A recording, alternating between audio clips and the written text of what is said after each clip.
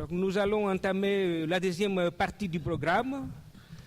Nous allons commencer par la lecture des messages de solidarité qui nous ont été adressés. Donc, je passe la parole à Vicky Scumbi. Donc, c'est des messages de solidarité envoyés par des absents qui étaient empêchés de venir se rejoindre à nous. Donc, le premier message vient de Jean-Luc Nancy et il dit ceci. Cher Vicky, chers amis, c'est un regret que je me trouve dans l'impossibilité de me joindre à vous pour cette journée destinée à prolonger l'appel qui nous rassemble et qui ne cesse de rassembler des signatures depuis plus d'un mois. Sans participer à vos échanges, il m'est difficile d'ajouter à l'appel autre chose que les trop minces témoignages de ma présence en pensée. Il se trouve que je viens de publier quelques pages dans lesquelles, pour une raison très éloignée de la situation grecque, j'essaye de contribuer à la dénonciation du même système général qui joue ici avec la survie d'un peuple, là avec l'état d'une centrale nucléaire, ailleurs avec la faim et la soif, partout avec rien de moins que la condition humaine, voire la condition vivante en général. Mais il ne suffit pas de dénoncer. D'innombrables voix les font depuis au moins un siècle et des luttes de toutes sortes, révoltes, révolutions, libérations, les ont donné corps. Sans doute n'avons-nous pas encore touché les nerfs d'un désastre aussi continu et aussi puissant. C'est tout un pan, au moins des civilisations, qui s'est édifié sur cette barbarie que Marx désigne sous le nom d'équivalence générale, c'est-à-dire de point l'argent. Qu'il s'agisse tantôt d'une gestion industrielle, tantôt d'un système bancaire, tantôt des menées d'une église, d'une caste dirigeante ou d'un clan de filous, les moteurs et l'énergie sont faits d'argent. L'ultralibéralisme développe une logique depuis longtemps à l'œuvre. Nous avons à creuser toujours plus avant la nature de cette opération par laquelle la richesse autoproductrice s'avère ruineuse pour les existences, les dignités, les possibilités d'essence. Très cordialement, Jean-Luc Nancy. Donc, je vais continuer avec un message qui a été envoyé par Claude Calam, qui nous dit ceci. Après avoir contribué à l'endettement des États européens par les plans de sauvetage exigés par la crise financière qu'ils ont provoquée, les banquiers sont parvenus à imposer des gouvernements techniques qui sont à leur solde, notamment par les biais des anciens collaborateurs de Goldman Sachs. La politique est désormais entièrement asservie aux financiers. Avec cette contradiction scandaleuse quant à l'application de l'idéologie qui soutient le capitalisme néolibéral. Des points. Si les banques exigent des États la réduction des services sociaux et le démantèlement des services publics, elles n'hésitent pas, quant à elles, à bénéficier de larges subventions qui représentent les prêts qui leur sont accordés à des taux préférentiels. Au-delà de l'indignation, c'est la révolte qui s'impose. Claude Calam, voilà, que vous connaissez, l'éminent helléniste et anthropologue. Donc, et il y a un troisième message que je vais vous lire, qui vient de Catherine Vélissaris, qui est la directrice du Centre national du livre en Grèce. Donc, chers amis, ces derniers mois, je me suis indignée à la lecture de certains articles parus en France ou réconfortée à la lecture d'autres, et surtout devant certaines initiatives comme la vôtre. Bien sûr, c'est à la Grèce et à elle seule que revient l'obligation de trouver les moyens de sortir de ces bourbiers, mais la dénonciation d'un plan machiavélique d'une gouvernance financière qui a perdu l'essence de l'homme et qui veut s'emparer du monde relève de l'urgence. Vous, ici aujourd'hui, parlant en solidarité, la France, la Grèce et le monde, partageant nos inquiétudes pour ce monde qui perd ses repères et ses acquis, vous, c'est un moment fort pour nous. Il nous fait chaud au cœur, car chacun d'entre nous, ici, nous continuons à marcher pour tenir debout, mais les cœurs désormais humiliés. Avec vous, tous ensemble, nous retrouverons la force et les désirs d'analyse et de conviction pour obliger les politiques respectifs, pour obliger nos politiques respectifs, à avoir une vision, ce qui manque si cruellement. C'est le rôle des intellectuels, c'est le rôle des artistes. Merci d'être là aujourd'hui. Catherine Vélissaris, directrice du Centre national du livre en Grèce. Et j'ajoute un dernier message qui malheureusement, à force d'être vraiment trop débordé, je n'ai pas pris avec moi, mais je vais vous faire part de cette honneur. C'est un message qui vient de Konstantina Kuneva, qui est la syndicaliste grecque d'origine bulgare qui a été attaquée et brûlée au vitriol en décembre 2008, justement dans une expédition punitive pour ses activités syndicales. Donc Konstantina Kuneva, pour laquelle nous avions lancé à l'époque un appel qui s'intitulait Justice pour Konstantina Kuneva. Konstantina Kuneva vous fait part quand même de la nécessité qu'elle ressent et de l'urgence pour la solidarité européenne et surtout elle met en avant le rôle crucial de la solidarité avec les plus pauvres, les plus vulnérables, les plus faibles au sein de la société. Donc merci. Donc,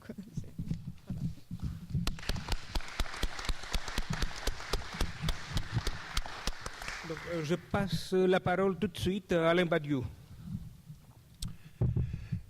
Bon, je crois que nous sommes ici tous ensemble, bien entendu, pour affirmer notre solidarité, notre soutien, notre coprésence, si je puis dire, avec le peuple grec et ses actions de résistance, de protestation contre ce qui lui est infligé. Nous sommes ici aussi pour essayer de tirer de tout cela, de ce qui se passe, des leçons ayant une portée, une valeur pour le peuple grec lui-même d'abord, mais aussi pour nous tous, puisque, à l'évidence, et cela a été clairement souligné par tous ceux qui sont déjà intervenus ici, ce qui arrive au peuple grec, au peuple portugais, à d'autres, au peuple espagnol, et finalement à l'ensemble des peuples européens, et au-delà, est le résultat d'un ensemble systémique, si l'on peut dire, qui met en jeu en réalité l'ouverture probablement, ou la tentative d'ouverture d'une nouvelle période particulièrement oppressive et fermée de ce que le capitalisme dominant actuel tente d'infliger au peuple qui l'organise. Alors, je pense que ces enseignements que nous devons tenter de tirer à la fois des figures nouvelles de l'oppression et des figures nouvelles de la protestation, de la résistance et de la politique d'émancipation, je pense qu'ils ont trois niveaux. Il y a un premier niveau qui est le cadre général dans lequel tout ceci se situe et qui est nommé généralement politique néolibérale, crise ou des termes assimilés, et qui est un premier plan de repérage dans lequel, le cadre général dans lequel s'inscrit notamment les souffrances et les actions en même temps du peuple grec. Il y a ensuite les anticipations qu'on peut faire sur l'avenir, c'est-à-dire ce qui a été en effet proposé aussi, qui était de voir dans ce qui se passe actuellement en Grèce et en Europe, une espèce d'expérimentation, une tentative expérimentale de voir s'il ne serait pas possible pour les gens qui nous dominent et qui sont les profiteurs de cette situation, de mettre en place réellement une régression, une ampleur considérable, qui mettrait fin en réalité à la période ouverte par la manière dont a été traitée la première grande crise de 29, ses conséquences, la guerre, l'après-guerre, et qui a proposé des figures d'un État social, d'une économie plus autocentrée, de mécanismes de redistribution, à certains égards conquis de haute lutte, d'ailleurs, par une génération de résistants, du mouvement ouvrier, etc., et dont il semble bien qu'on tente aujourd'hui de se débarrasser de manière systématique en expérimentant les premières formes les plus brutales de mise en place de cette disparition dans ce qu'on considère être, non pas hélas comme du temps de Lénine, les maillons les plus faibles de la domination, mais les maillons les plus faibles de la résistance ou de l'état des choses. Ça, c'est le deuxième niveau. Et le troisième, c'est évidemment, à vrai dire le plus important, voir ce que nous pouvons penser et dire de ce qui s'expérimente déjà alors en termes de résistance, de propositions politiques populaires, d'idées neuves concernant la mise à jour de notre pensée collective dans cette nouvelle situation. Parce que naturellement, j'y viendrai en parlant tout à l'heure du mot résistance, nous ne pouvons pas être dans une posture qui consisterait à simplement défendre un passé. Il est évident que tout le problème est que si nous avons affaire à une offensive novatrice des adversaires, la riposte, la résistance et la recomposition des choses devra elle aussi être inventive et novatrice et non pas simplement restauratrice. Alors je voudrais dire juste quelques mots sur chacun de ces trois niveaux. D'abord, en ce qui concerne le cadre général, bien sûr, je ne vais pas du tout revenir sur les éléments systémiques de la crise, l'hégémonie du pouvoir financier, etc. Cela a déjà été parfaitement décrit. Ce que je voudrais souligner, c'est qu'il y a à échelle mondiale, aujourd'hui, ce que j'appellerais de nouvelles pratiques impériales. De nouvelles pratiques impériales qui ne consistent pas à occuper des pays, à les coloniser, à en extraire tout ce qu'on peut en extraire, et à se heurter ensuite éventuellement à des résistances nationales, à des luttes de libération nationale. Mais ce sont de nouvelles entreprises impériales qui consistent bien plutôt à créer des zones où finalement les États sont affaiblis, où les territoires sont dépecés, où se créent des enclaves sous la juridiction d'armées privées directement dépendantes des grandes firmes.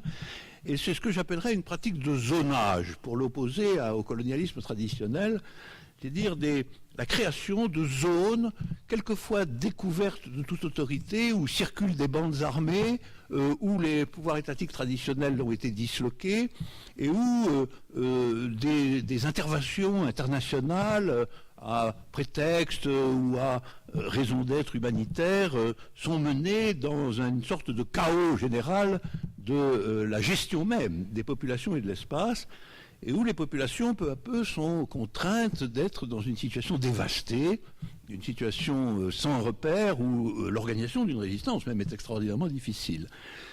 Alors, ces entreprises ont trouvé évidemment leur paroxysme dans le continent africain à l'heure actuelle, ou le continent africain, où des territoires gigantesques comme le Congo et toute une partie de l'Afrique centrale sont littéralement livrés à une nouvelle forme de pillage, qui n'est plus un pillage administratif colonial comme autrefois, mais qui est un pillage dans des zones découvertes où circulent en particulier des quantités industrielles d'armes, où des bandes armées se sont substituées en réalité territorialement à tout pouvoir étatique raisonnable, et où l'affairisme et la prédation sont immédiatement présents. Alors, ce sont des solutions extrêmes, mais qui jouent un rôle considérable déjà dans les économies politiques et économiques impériales actuelles, et c'est ce qu'on pourrait appeler un impérialisme de la désorganisation plutôt que de la colonisation. La prédation va porter sur les sites de matières premières, sur le bois, sur la forêt, sur des ressources immédiates de ce genre, et elle va être organisée en réalité dans un régime plus privé qu'étatique, mais avec une couverture générale d'interventions militaires localisées quand c'est nécessaire. Alors, on va voir se constituer comme ça des tutelles étrangères, des morcellements territoriaux, des interventions sous couvert de la communauté internationale d'une durée interminable et qui crée en réalité progressivement une sorte d'anarchie rampante, comme si tout cela était finalement favorable en dernier ressort au type de prédation nouveau dont les grandes puissances estiment avoir le besoin. Il est caractéristique, je le signale en passant, que le solde actuel, indubitable, réel, objectif de l'intervention franco-anglaise en Libye soit exactement cela. Le pays est en voie d'être dépecé, démembré, des bandes armées ont pris le pouvoir dans des conditions anarchiques et violentes un peu partout. Finalement, on sécurisera, la seule chose qui compte dans cette affaire, c'est les zones pétrolières, et on aura une situation qui sera une situation d'incertitude comme elle a déjà existé en Somalie, comme elle existe aujourd'hui en Irak, comme c'est le cas en Afghanistan, et finalement dans un processus général qui que l'on doit avoir présent à l'esprit quand on se représente qu'est-ce que c'est aujourd'hui que le cadre général de l'activité impériale sous ses nouvelles formes. Alors, ça c'est le premier point d'horizon que je voulais fixer. C'est à partir de là, à mon avis, de ce cadre général, qu'il faut tenter de comprendre ce qui s'expérimente en Europe aujourd'hui.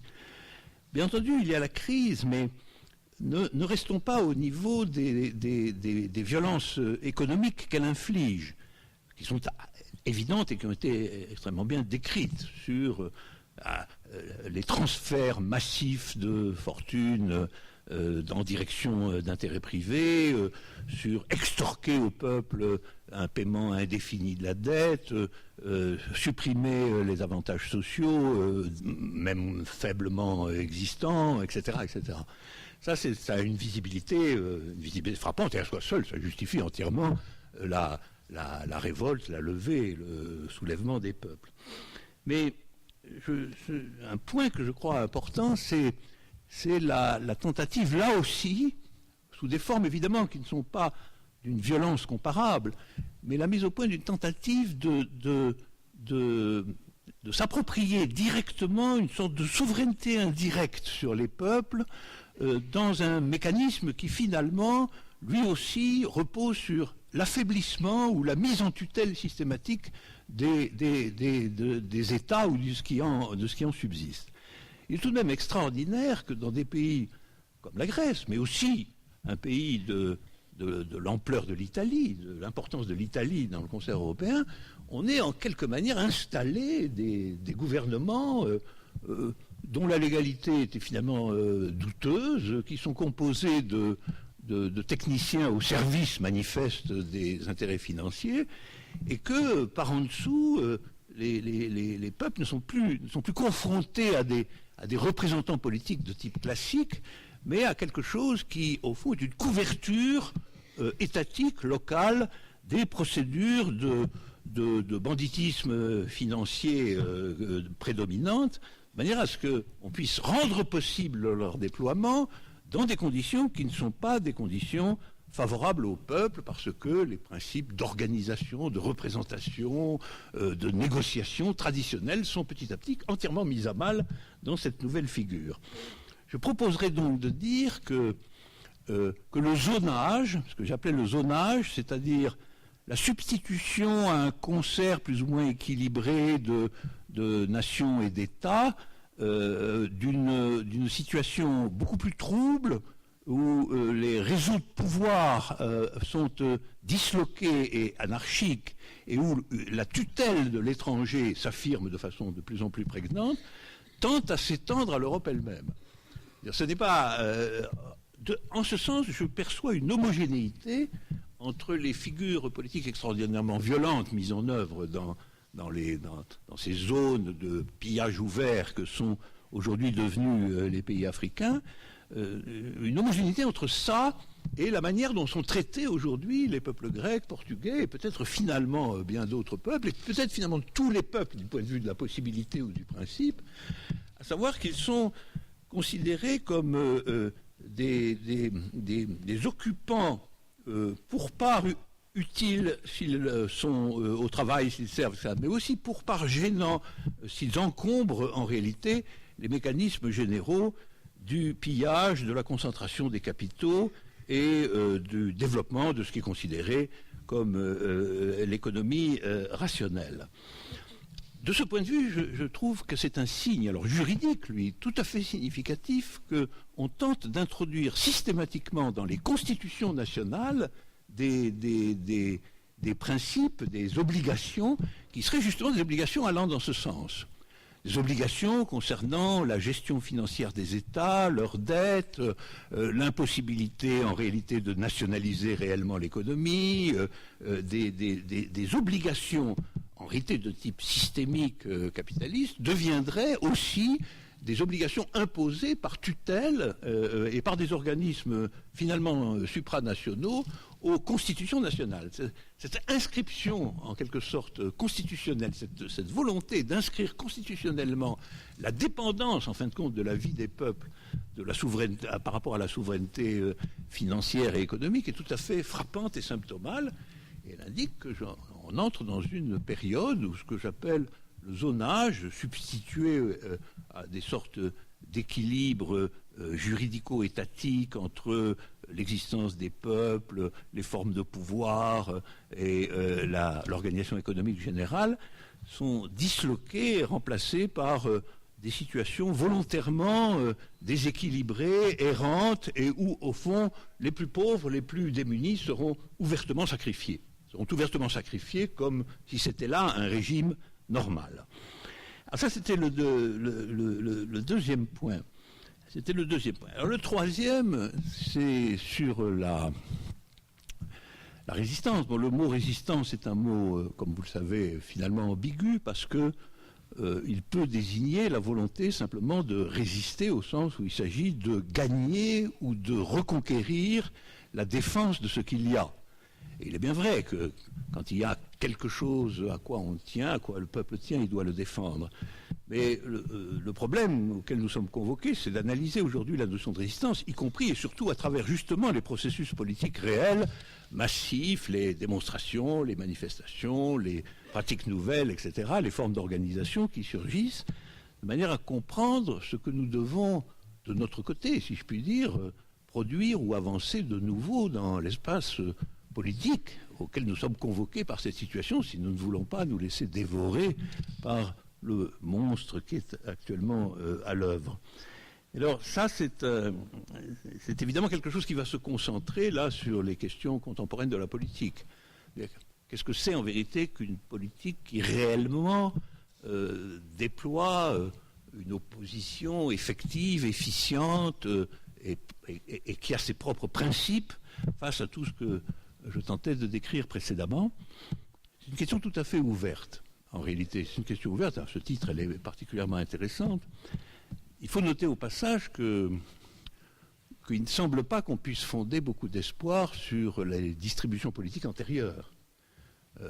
Nous avons vu à l'œuvre, quand même, dans ce genre de conjoncture, des gens qui se réclamaient explicitement de l'héritage social-démocrate, Zapatero en Espagne, Papandreou en Grèce, etc. Et on a quand même vu, je dis ça parce que on ne peut pas, en France même, où la question se pose à nouveau, nourrir des espérances considérables de ce côté-là. Parce que c'est tout de même une expérience. Il semble bien que ces forces politiques soient entièrement internes, en réalité, au processus en cours. C'est-à-dire qu'elles ne songent qu'à être la puissance modératrice à la marge de ce processus. Je ne les vois pas proposer quoi que ce soit qui vaudrait opposition catégorique à tout ça. Et même les dénonciations qu'elles en font sont des dénonciations du type voilà des phénomènes exagérés. Mais le processus lui-même, dans sa nature, la nécessité absolue de réduire la dette, etc., n'est pas contestée de ce côté-là.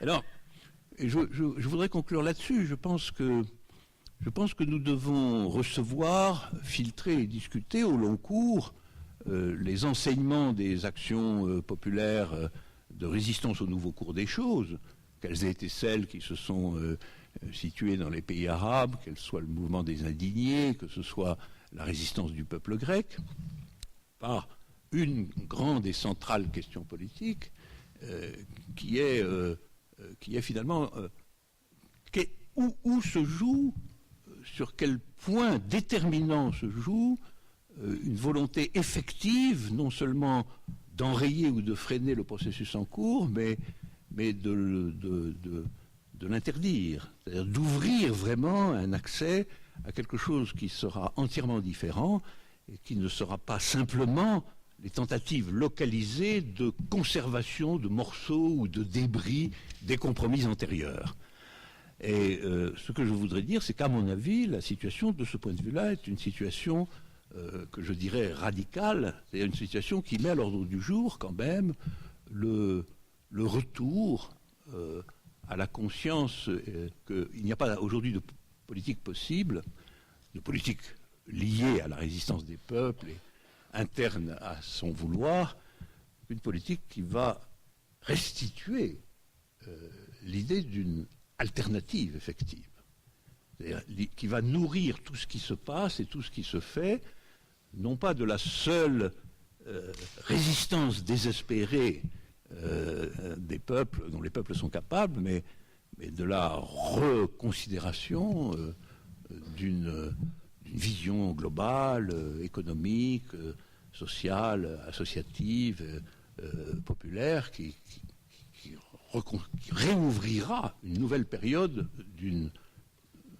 pour un antagonisme essentiel, pour un antagonisme effectif, et non pas simplement pour une protestation, fût-elle véhémente, fût-elle désespérée, contre le caractère exagéré, agressif et novateur à sa manière de la pratique actuelle de nos maîtres. Voilà. Et c'est pour ça que ce genre de réunion, écouter ce que tout le monde a à dire, bien enregistrer la singularité des situations, la disposer dans un horizon général, est si important et probablement entrera petit à petit dans la conscience de l'ouverture d'une nouvelle époque. L'ouverture d'une nouvelle époque, parce que c'est ce que font nos adversaires. Ils tentent d'ouvrir une nouvelle époque, c'est-à-dire de balayer un siècle de transformation et de résistance interne à leur logique propre.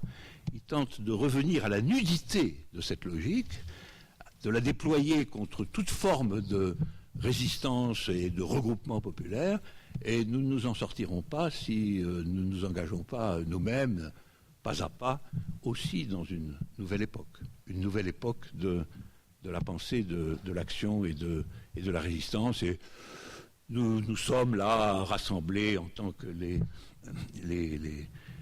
pionniers, voilà, les déchiffreurs de tout cela. Et c'est une grande tâche. Voilà. Donc nous sommes tous ici les ouvriers d'une grande tâche. Enfin, il y a une certaine urgence. Merci. Merci Alain Badiou. Nous allons passer à la deuxième intervention, celle de Thomas Boudreau, économiste atterré, coprésident de l'ATTAC.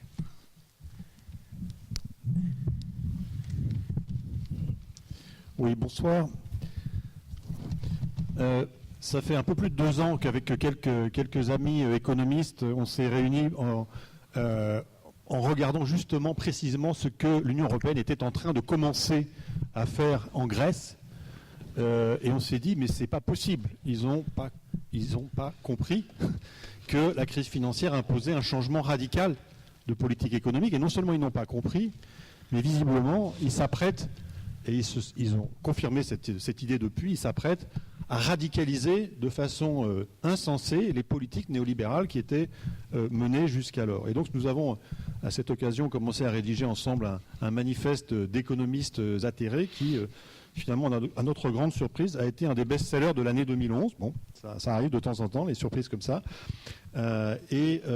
Nous avons donc continué à travailler, à élaborer, à produire plusieurs bouquins. En ce moment, nous sommes en train de travailler à un bouquin sur le nouveau traité européen que M. Sarkozy et Mme Merkel ont concocté et signé le 2 mars au sommet européen, dit pacte budgétaire, et qui est un véritable tour de vis, mais extrêmement violent, pour verrouiller de façon définitive les politiques menées actuellement. Alors, pourquoi est-ce que... je ferai une intervention la plus brève et synthétique possible, mais je voudrais revenir un petit peu sur les déterminants, les grands déterminants de la situation actuelle, qui sont à la fois la crise financière générale, ça je ne vais pas m'étendre sur les mécanismes qui ont amené à cette crise financière de 2008 et à ces rebonds actuels, mais dans la spécificité de la crise européenne, qui est particulière dans la conjoncture mondiale actuelle, tient évidemment au caractère assez baroque de la construction de l'euro,